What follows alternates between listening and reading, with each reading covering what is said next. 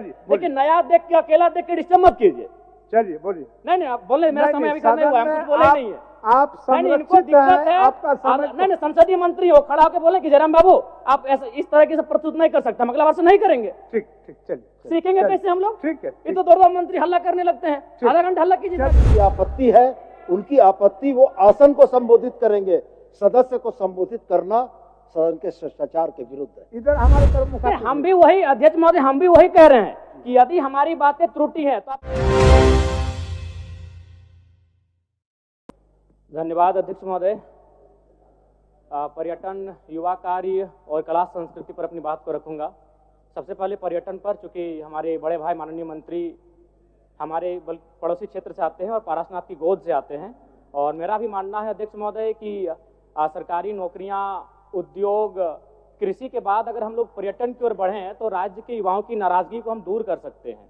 एक गीत है मधु मंसरी, थोड़ा मैं उनके बोल सुनाना चाहूंगा मंत्री महोदय को विशेषकर।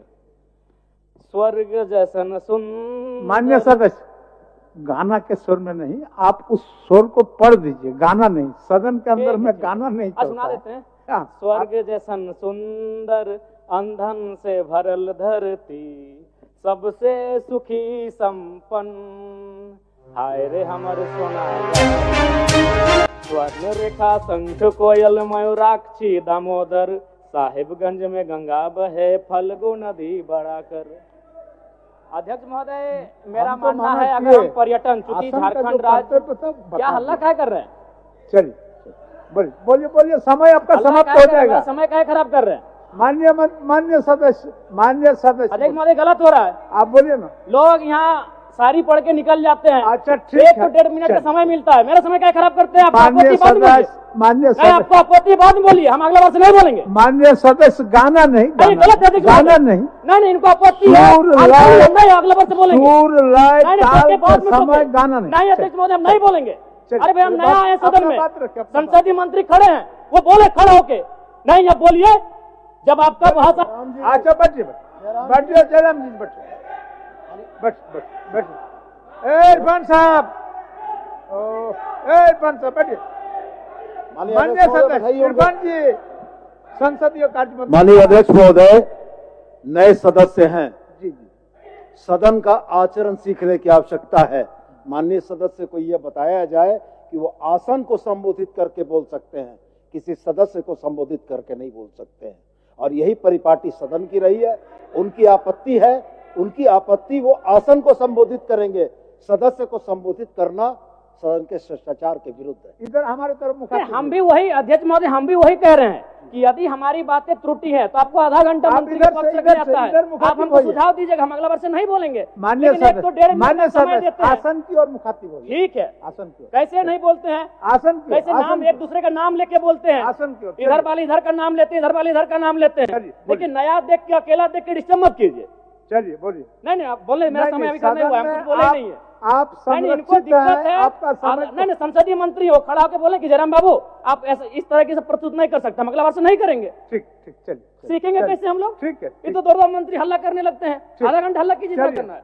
नहीं हमें बोले नहीं है, कम समय में रखिए, समय आपके पास, समय ये लोग खराब कर रहे हैं मेरा। ठीक चलिए। तो महोदय मेरा कहना है कृषि, उद्योग और सरकारी नौकरियों के बाद अगर ये राज्य पर्यटन की ओर बढ़ेगा तो इस राज्य के युवाओं को हम लोग एक बेहतर अवसर दे सकते हैं।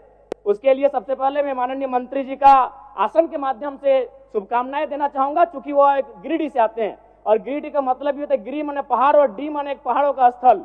अध्यक्ष महोदय मैं खेलकूद पे बात करना चाहूंगा, चूंकि इसी झारखंड की धरती से भारत को ओलंपिक में सबसे पहला गोल्ड मेडल 1928 में दिलाने वाले शख्स का नाम था जयपाल सिंह मुंडा मारांग गोमके।